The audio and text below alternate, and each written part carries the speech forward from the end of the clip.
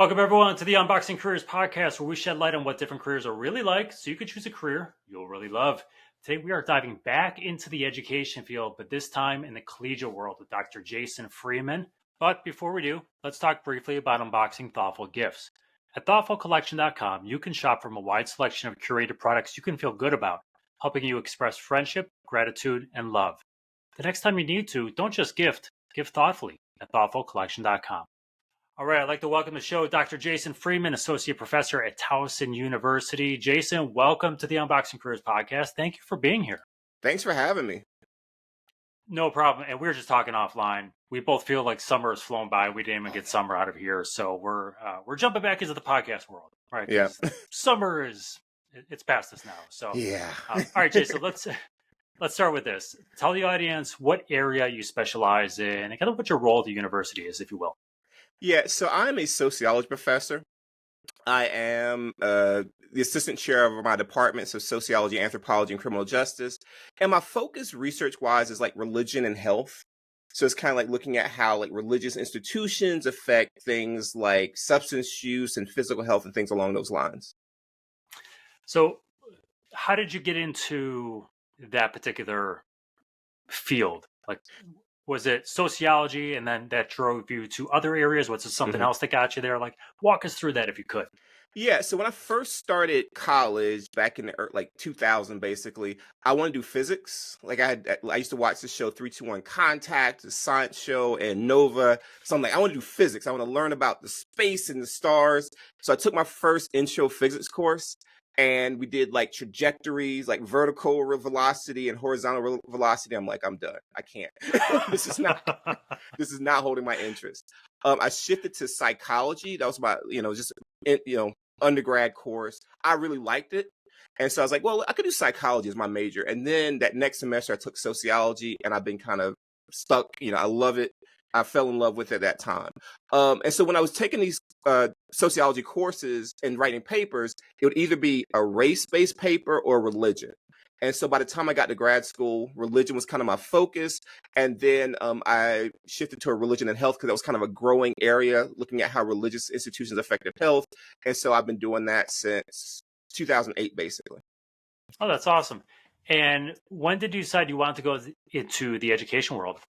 Good question. So when I was an undergrad, after I kind of left the whole physics dream, I focused towards journalism. I wanted to be like a reporter, like, writing newspaper articles. And actually, I tried my hand at it. I wrote for the East Carolinian. I went to East Carolina University. I wrote for the East Carolinian. I started sending like different magazines and stuff, like writing samples, and it just never happened. And so my plan B basically was grad school. And so I was good at school. That was kind of my thing. So I started grad school. And while I was there, I was also working at a startup company, a medical billing company, and I hated it. Like, it was not my thing. And so I have this company I'm working for, and I'm having these classes I'm taking. I love the classes. I hate the business world. So I just kind of leaned in the academics. And so that's kind of how I decided to become a professor, basically. So you just kind of navigated after you were already in college and just kind of figured out your field from there. And it's funny you say that, Jason, because the one thing that is perpetual in all the conversations I've had so far is a lot of people find out once they start doing something that they hate what they're doing, right? So your instance of the business world, like, I don't like this here. So it's interesting to say that because this is permeating through every conversation I've had. Yeah, and the thing is, like, I was into the whole, like, you go to a startup company, you'll be there for a couple of years, you suffer, and then you become like this millionaire. That was kind of my thought process. And I was there for like 3 years while I'm in grad school, and I'm like, this is not fun. And with medical billing, so you submit the medical billing, and if it doesn't go through exactly right, you get yelled at. So I was getting yelled at on a weekly basis. And so I don't like this. So yeah, I fell out of love with that whole dream of startup, company, millionaire, and all that stuff. So. Well, if it makes you feel better, I've been working for startups for 13 years and I'm still not a millionaire. So you might be okay there. And then you transition into the education world as you're going through this. Walk us through the decision to go into the higher education world versus elementary, high school, whatever it might be there. Why did you choose the collegiate side? So two things. So when I was in college, I did I taught what's called Vacation Bible School during the summers. It was kind of like I was something my church did, and so that was when I got to teach young kids, and I realized very quickly that's not where my talent is. It just isn't. I just don't have the talent for it. My wife actually is a second grade teacher, so she's great at that. I'm Okay. just not. And so it was more so in grad school, actually undergrad a little bit, where I got to teach like lessons. So like we would, do a project and we got to teach about something.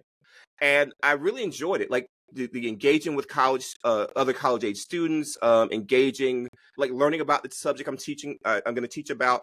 And so it's more so just while I'm in undergrad, grad school, I just kind of fell in love with kind of teaching adults or teaching at this level.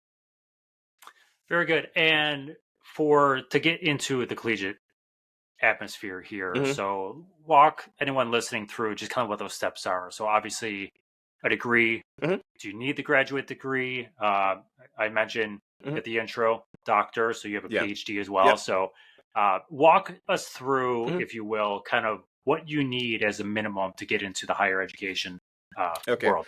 So as you mentioned, so I got a BA in sociology from East Carolina, and then I went into a master's program because, as I mentioned, I wasn't interested in being a professor initially. It was more so it was my plan B. So while I'm there, I work and I got a master's degree. And so with a master's degree, you can do a couple things. You can teach at like community college level. You can be an instructor at a university level, but you're non-tenured. And so I knew I wanted to do more than that once I kind of got into it. And so then I applied and got into UNC Chapel Hill for the PhD program. And so I was there for like 8 years, working, teaching, also doing research. And so while I'm there, you start taking classes. So the first 3 years I did classes. Then I did what's called comprehensive exams, which is kind of like just showing I'm an expert in the field. And then I worked on my dissertation. So I did my dissertation. That was like the 4 year thing. And then once I finished my dissertation, so this was 2016, I got my PhD, and then I went straight into teaching here at Towson. Okay, very good. And I'm a Duke fan, so don't hate me for this here. I have friends who went to Duke. Duke's a really good school. Not the best basketball school now. I'm sandwiched right between them right now, so Gotcha. so we're No, good. I actually went to Duke for like classes and stuff, like little workshops, so it was fine.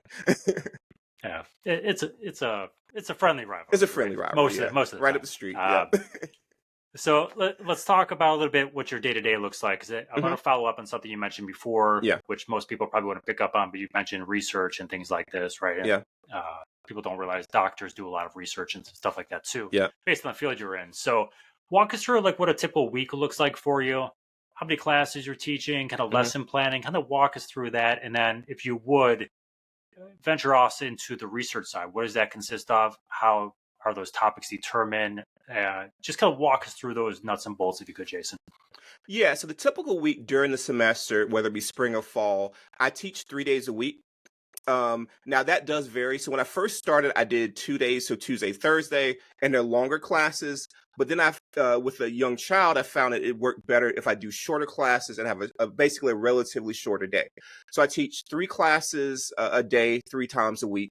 And so I get here, I get to campus maybe 9 a.m. I teach at 10. I teach at 11. I have a break, and I teach at 1. And I also have office hours. So basically I say, if you want to talk to me, reach out to me. You can do it via email or during office hours.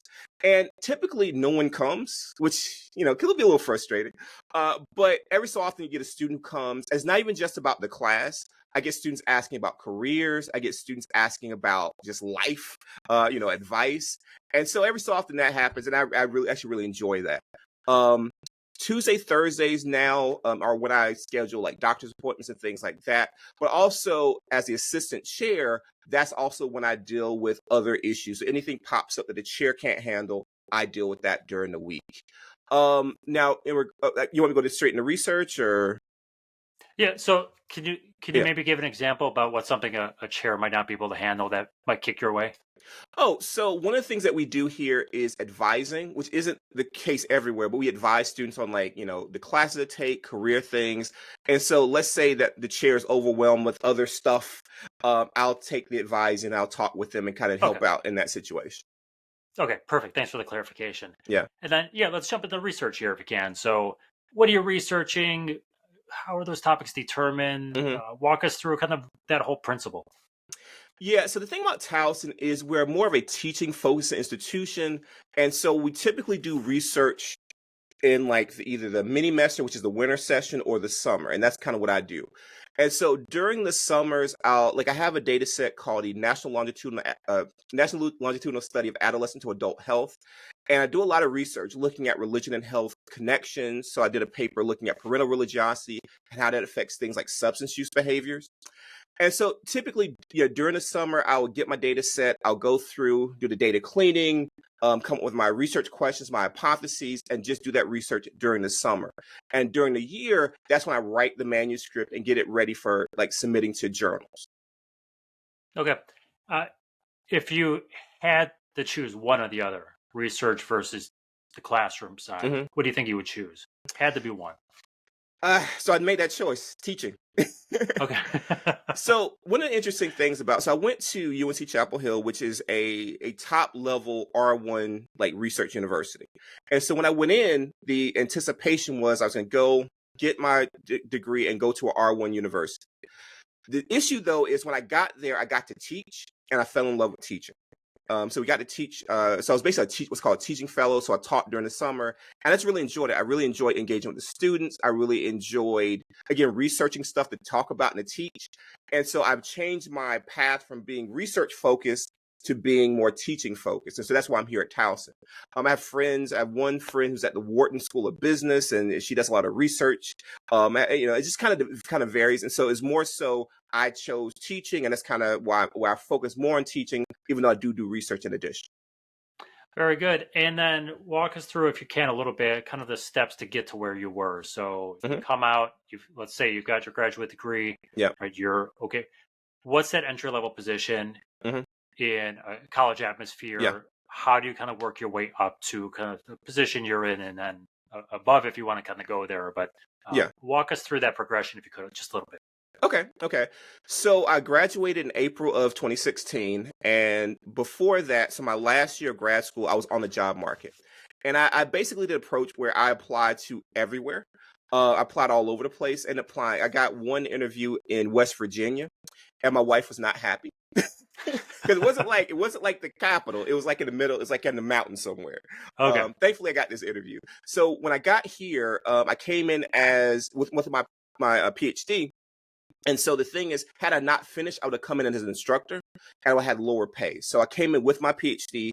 And so I started that first year. It was more so kind of getting, I didn't have like service requirements, just kind of getting into it. And so my first 5 years is really geared towards getting tenure. So I'm on what's called a tenure track. And so every year I'm doing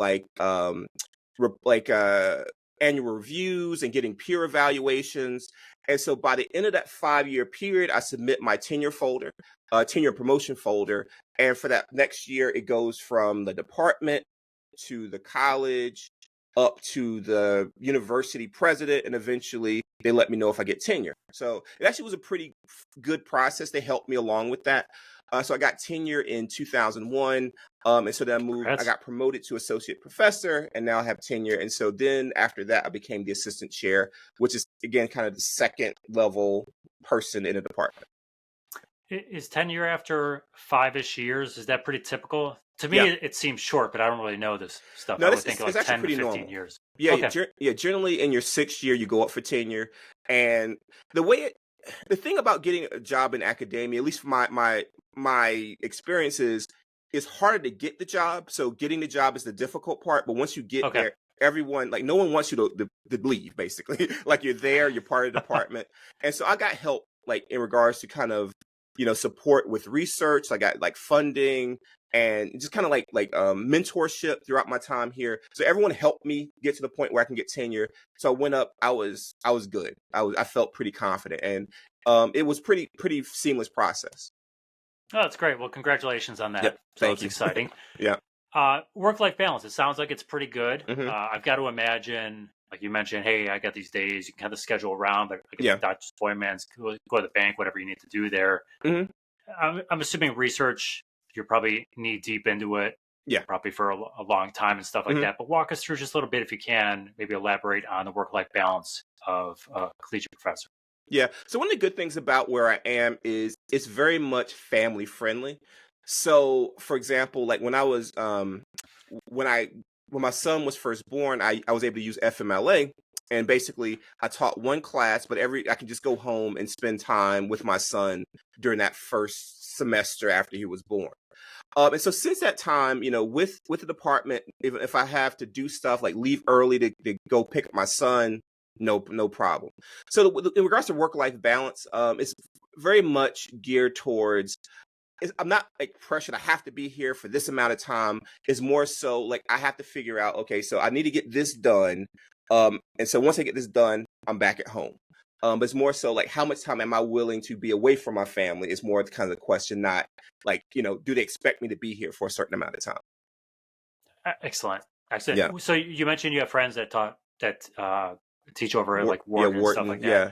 Do you find it to be very similar when you talk to them about kind of work-life balance as well? I don't want you to speak for them, but general conversation. Well, when I was at UNC, it was very obvious, and that's one of the reasons why I did want to also go teaching. While I was there, like the faculty people I got to know pretty well, it was very much like you have to, like it's work, research, getting grants, funding. That's the life. And very much I was like, I can't. And this was before I met my wife, before all that. I'm like, this is not what I want. And so that was really one of the things that pushed me towards. And so, I mean, I don't really, that's kind of one of the things, I don't see them as much, very much at this point. But very much when I was there and I got to see my like mentor and those people, it was research, grant writing, all that was the life. And I'm like, that's not for me.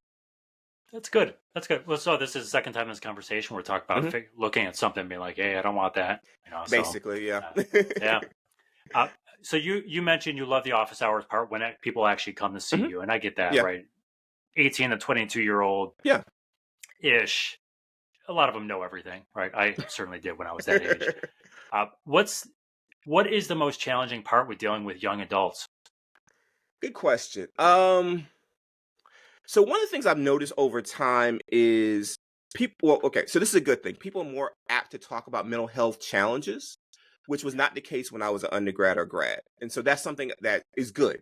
The thing is, I'm more apt to see those on a semester to semester basis. So people will talk about issues going on with them, talk about, interpersonal dynamics, problems going on at home or with a significant other. So a lot of it is that. So kind of, getting those situations and knowing what to say. And so I've sometimes had to go to other people. We have a really good kind of mental health apparatus here to kind of deal with that as well. Like we have these things called care forums. And so if someone comes with me with an issue, I can reach out to them and kind of figure out, what do I say in this situation? So that's kind of the biggest challenge at this point, is dealing with students who are dealing with these, issues at home with parents, domestic violence situations, unfortunately, sometimes sexual assault situations, which again, it's something that I know is going to come to me. It's just, I wasn't trained for this, but I'm oftentimes the first line person they go to in those situations. So a lot of that's kind of the biggest challenge when it comes to dealing with those situations. Have you found that over each year you become a little more comfortable with those? Because I'm sure you probably start to see, right? It's a microcosm of the world, right? You start to see similar things repeat over and over again. But I've got to believe that's got to be, first couple of years have to be extremely challenging to kind of get comfortable, not even comfortable with, but get familiar with. The first year was very difficult because one, I'm dealing with learning. Sorry. Okay, sorry. I'm learning the job, and then also kind of what you meant, like the idea is that I'm young, compared to the other faculty, and so they're coming to me because I'm young, and that it's just like I don't know what to do with this. I've never dealt with this before, even though I did teach a little bit at UNC. It wasn't the same level, and so that first year was very difficult, trying to figure out kind of how to navigate these very real tough situations. Excellent. All right, let's shift a little bit to specifically high school, and then we'll go immediately to college after that. So let's talk to a high school student right now. So someone that maybe wants to be a teacher, maybe is thinking that, hey, this could be something for me. I don't really know yet, though. Could be about you know, I want to be a teacher. I don't know what I want to teach. What advice might you offer to students who either have decided or are kind of dabbling into, hey, education might be the field to go into? Yeah, I guess for me, I would say take any opportunity you can at the high school level to give presentations and to kind of do kind of teaching type things. So I think about when I was in English class my junior year, I got to do a project on Walt Whitman where I got to actually teach the class. And so basically, got my presentation together, got my notes, and basically taught. And so that was one of those first experiences learning what works, what doesn't work. So taking those opportunities in high school, I think is important. The other thing is if you're interested in education, definitely think about that topic, but also try other things as well. So for me, it was like I tried different things and I realized this is what I do. I love to teach. So, taking those opportunities to teach in high school, taking opportunities to teach in college, but also be open to other avenues as well. Because I think once you find that thing you love, like when I found my love of teaching, it just made it something that I really wanted to do. It wasn't something like I'm going to do this and I'm going to do it no matter what. It's more so, okay, I tried other things. I really like this particular thing, this teaching and being part of the education process. Now, when you're in high school, were you a natural in front of people? Like, did you like public speaking, or is it something you were very nervous with? That good. So I was nervous, but the thing is, if I was passionate about the topic, it was easier. So when I was reading Okay. about Walt Whitman, I enjoyed it so much. I'm like, I want to tell other people about this guy, like about what he wrote and kind of his, his way of challenging the kind of norms of that time. So, when I'm passionate about something, yes, I'm much more comfortable. But honestly, one of my best classes I took in college was public speaking. I took my first semester. And so once I learned those techniques, every other chance to teach, I was using those techniques. And even to this day, I still prepare like with my notes, not like writing out exactly what I'm saying, but like having the bullet points. And I got that from Yep. that class. So yeah, very much it was so I do get nervous. Even like I'm gonna start teaching next week. I still get nervous that first day, but once I kind of get into it, once I'm talking about stuff I'm interested in, that kind of goes away. Were you nervous for this podcast, Jason? A little bit, actually. Like I didn't know what to expect, but yeah, no, but it's fine. Like once I started talking to you, I was like, okay, this is fine. All right. So you mentioned college. Let's stay on the Yeah, college side because yeah. obviously you generally have a lot more opportunity to dabble into a variety of things when you Hmm. go to college, whether it's a community college or Hmm. major university. Yeah. So typically, not always, because you're an example here, go to school, you are probably, I don't want to say that, you are likely studying to become a teacher. Not always Hmm. the case, but more often than not, maybe that.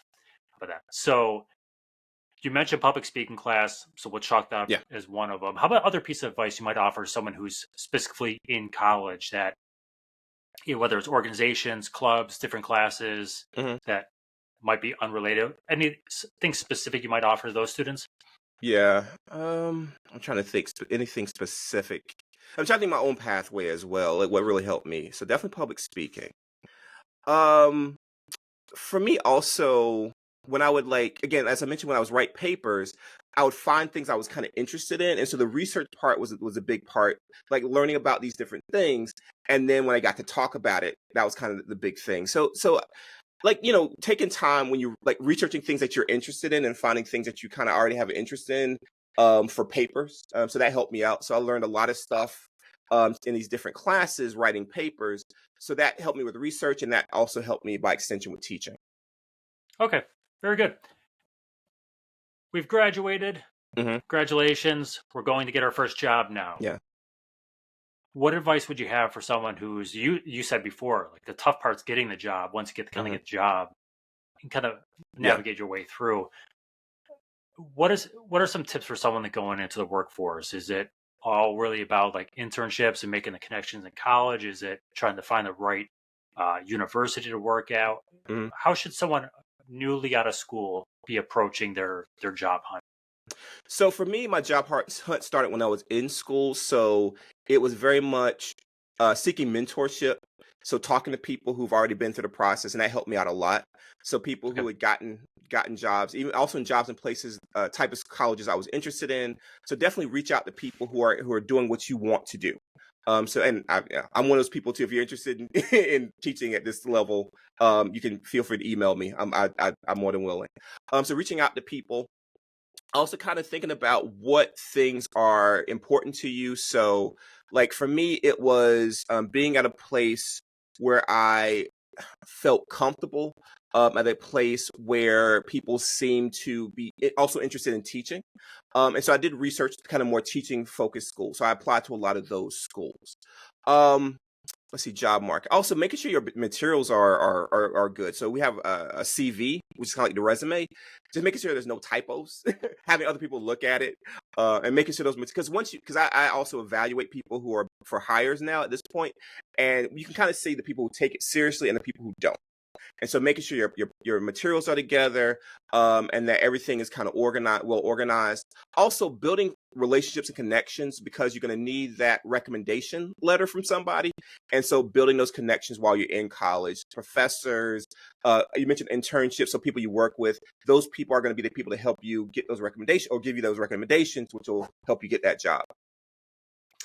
What's the best way for someone to ask for a letter of recommendation from like a professor? Is it just to ask them? Do you, like, if you got a C in the class, but you're friendly with them, like, do you go to that person? How should someone approach that? You would be surprised that the request I get. And I generally say yes if it's someone who I generally think is going to work hard in the thing they're doing.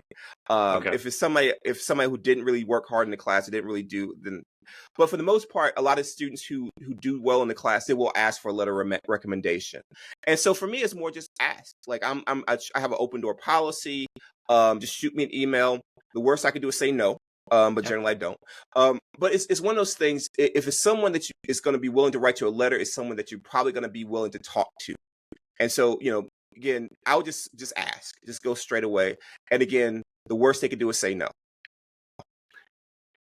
Spend a minute before we dial back into the back side of this here. Mm-hmm. So online profiles, everyone's online now. Yeah. Instagram, whatever. Yep. How would you recommend people approach this? Because I could imagine, Mm-hmm. I mean, most people, not all, but most people would be like, hey, lock the stuff down, get off it. But it's, they say get off it, but they also say, I know it's the real world, so that's a tough ask. But I've got to imagine, like, let's use, I don't know, if you're studying, I don't know, let me pick something, I don't know, sociology, like having an Instagram feed where you are posting about relatable topics along that, like good idea, bad idea, cautious. How would you kind of guide people in the online world? I would say cautious. So when I was on the job market, I had Facebook, I had Twitter. Let's see. I wasn't really on YouTube at that point. But I had like the basic social media. And one advice I got was to make sure there's nothing up there that's going to be embarrassing or be problematic. Now, for the most part, I didn't have anything. I mean, well, not for the most, I didn't have anything like that. But you want to just go through and look at your social media, and just be very wary. Going forward, just be very careful. I think it was Herm Edwards, the football coach, had this famous line, "Don't push sin." And so I live like that. So live by that. So if something frustrates me and gets angry, don't push sin. Just sit back. Because once it's out there, it's out there. So I would just say be cautious in that. Just be very careful how you're presenting yourself, because it's not that, like, when we're evaluating people for jobs, I go on their Facebook, but it's out there. And it's something that's out there that's very public, that's very problematic. It's going to eventually come to the fore at some point, either before you get the job or when you get the job. So just be careful with your social media. And it's just like you're presenting yourself. Present yourself in the best way possible. And so if you have stuff from earlier that's problematic, just take it down. People mature, people change. So, but just make sure you don't have anything up there that you wouldn't want people to see, like, now. just get rid of it. Take it down. Makes sense. Yeah. All right. As we start winding down here, how about some common misconceptions about working in academia? Common misconception is that we have summers off. So So this past summer, I was working in the office, not teaching, but trying to get ready for teaching. So, reading books that I'm getting ready to use this year, making sure all my syllabi and everything is correct. So even though I wasn't in the classroom, I was still working on teaching, and so that's one of the big misconceptions. And when I was pre-tenure, I was doing my research. So even though I wasn't in the classroom, I was working just as hard getting my research done because I knew that once the semester starts, I'm back in the classroom. Other biggest conception, that we have all the answers. Like I'm trying to, like, even now as assistant chair, I'm still trying to figure stuff out. Like even like at a university level, so students will ask me questions about something, and it's like I'll look into it. I don't know. So students kind of look at us as if we have the answers, and it's like we don't. We're figuring out as we go as well, just like you guys. So excellent. How about something you wish you knew sooner about your industry? I mean, when I first started, it was all about like research and getting the grants and stuff. And like for me, it was like that there are other pathways. There's not just one way to be a professor. So I had this one image in my head, and it wasn't until I was already in grad school on that pathway that I realized there's another pathway that I end up liking better. So I guess if I had understood that there's different ways to do this job earlier on, it would just been easier. But I found my way here. So, but that's the one thing. Excellent. And how about the most rewarding part of your career? Oh, okay. So every so often I'll get you probably can't see it. Shoot. Yeah, there we go. Yeah, so this is basically a student who wrote me a letter thanking me for helping him out during the semester. So I have a bunch of them here. And so that's the most rewarding thing. Like when a student at the very end of the process, one, graduating. That's the biggest thing. But also when they come to you and say, thank you for helping me along this process. I had this difficulty you helped me out with. So that is to me the biggest reward, kind of seeing students become successful. That's phenomenal. Yeah. So it's great you say those too. So hopefully they're watching this or listening to it and being like, hey, he's taking care of me there. So it means I appreciate it when it happens. Yeah. Jason, what did I neglect to ask you that you feel is important for the audience to know?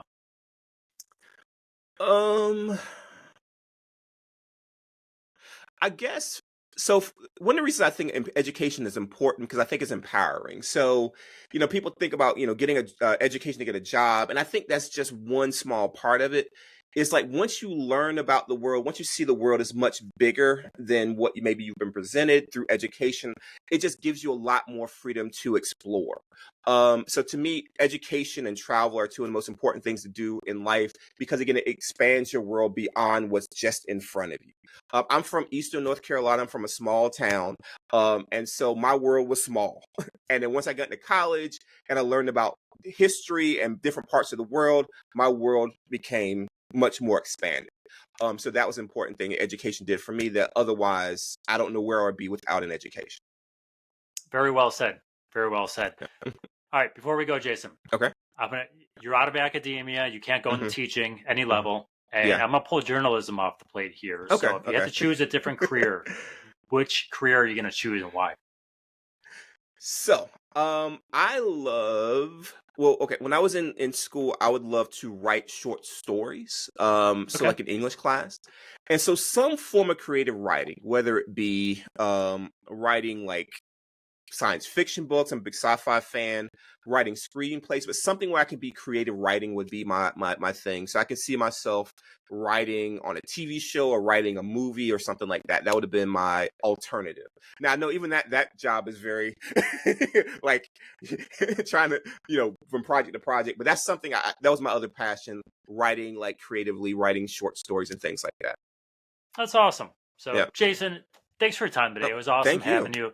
Hey, you mentioned email. So if someone wants to reach out, ask any questions about a career, what's the best way to get a hold of you? And we'll link all this in the show description as well. But whether it be email, social handles, what's the best way for someone to get a hold of you? Well, probably the best way is just my email. So jfreeman@towson.edu. And I check my email daily. And I get emails from people who aren't at Towson who ask just general questions, and I respond. So yeah, email's the best way. I mean, I'm on like all the social media things. So if you can reach out to me through that as well. But for the most part, my email is my best way to get a hold of me. Perfect. Dr. Jason Freeman, everyone. Find out more about Dr. Freeman. Check out the show notes we just talked about. I hope you enjoyed today's episode. If you want to unbox your career with us, we would love to have you. Please visit unboxingcareerspodcast.com to find out more. And until next time, be kind to one another.